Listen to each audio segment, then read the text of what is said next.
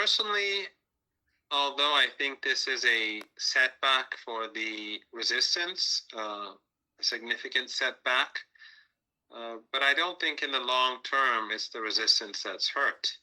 In the long term, I think it's actually the opponents of the resistance that are hurt the most as a result of what happens in Syria.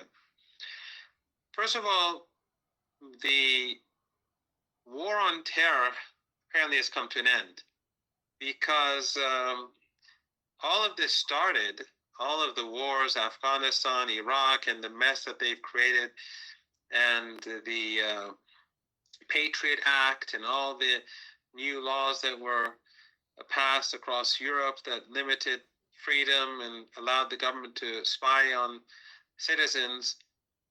All of these are unnecessary today because Al-Qaeda or Al-Qaeda is now in the Western camp. The leaders of Al-Qaeda, because remember, HTS, when it split away from Al-Qaeda, it did not split away because of ideological differences. It was consensual. The two sides agreed. I tweeted this today as a reminder. The actual ceremony where Jolani declared his separation. He thanked Al-Qaeda, and he praised Osama bin Laden in that speech. And I refer your audience to that tweet just a few hours ago. It was basically for PR. It was basically to get into the good books of NATO, the West, the United States. And during these 8 years, that's basically what they've done. We saw CNN, for example, which is very close to the deep state in the United States, do a number of interviews and reports from Idlib over the years to improve the image of Jabhat al-Nusra or Hayat Tahrir al-Sham, or Al-Qaeda, as I would call it, more, which makes it more simple. So now that Al-Qaeda and the people of Al-Qaeda are moderates, then the Patriot Act should be thrown out the window and the war of terror should be declared over. But sadly, that's not the case. The United States will continue to wage war and terror across the region because of this group, and the laws will not go back to normal. Surveillance in the West will be far greater than any surveillance we have here in Iran. Of course, if the government in Iran had the capabilities that they do in the West, perhaps they do the same. But the point is that they have the amount of surveillance that they have in the West is much greater. But I believe that this is not going to go well. This is going to be an immense burden on the people of Turkey. They're going to have cultural consequences. They're going to have massive financial consequences. Qatar will definitely help Al-Qaeda in Syria as much as it can, and the other terror groups.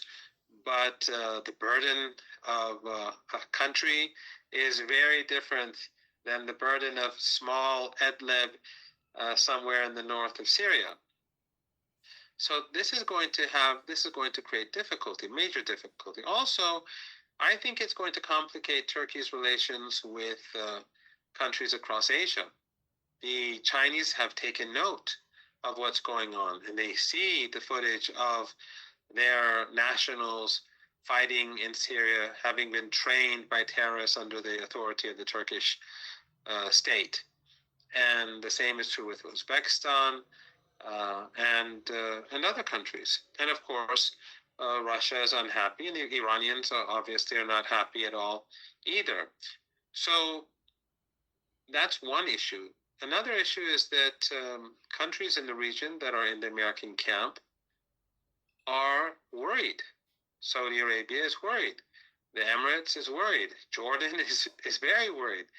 So these countries which have not done anything, like Turkey hasn't done anything for the Palestinians. They continue to sell oil or Baku oil, cheap Baku oil to Netanyahu, and they have trade and business and political ties, but the same is true across the region.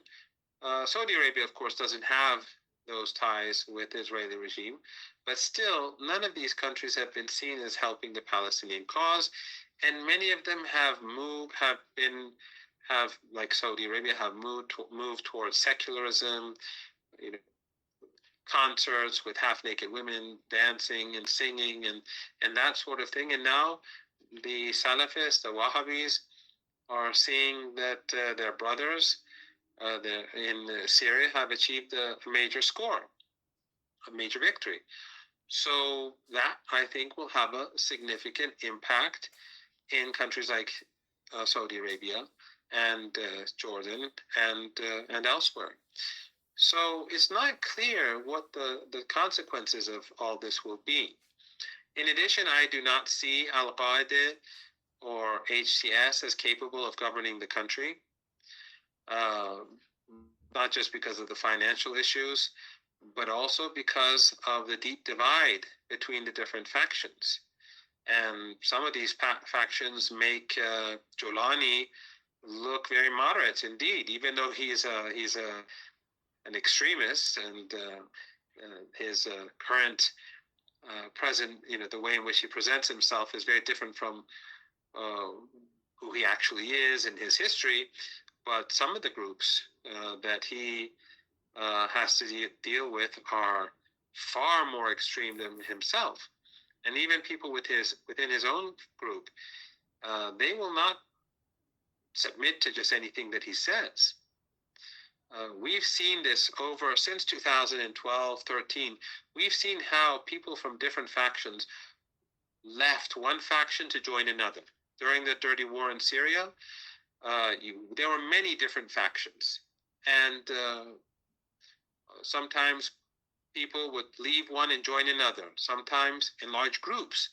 So this is going to be a very, very tough situation. And I also believe that there's a possibility that countries like Saudi Arabia may start funding groups. Like Jaish al-Islam has in the past always been closely associated with Saudi Arabia. Iraqi Kurdish groups will be funding Kurdish groups in Syria, and the list goes on. So I think that there's a lot of trouble ahead. And remember when in Libya they overthrew the Libyan government. Years later, everyone was speaking about the good old days when Muammar Gaddafi was ruling over the country. So we'll have to wait and see. This is not a revolution where millions came to the street and there was a general consensus.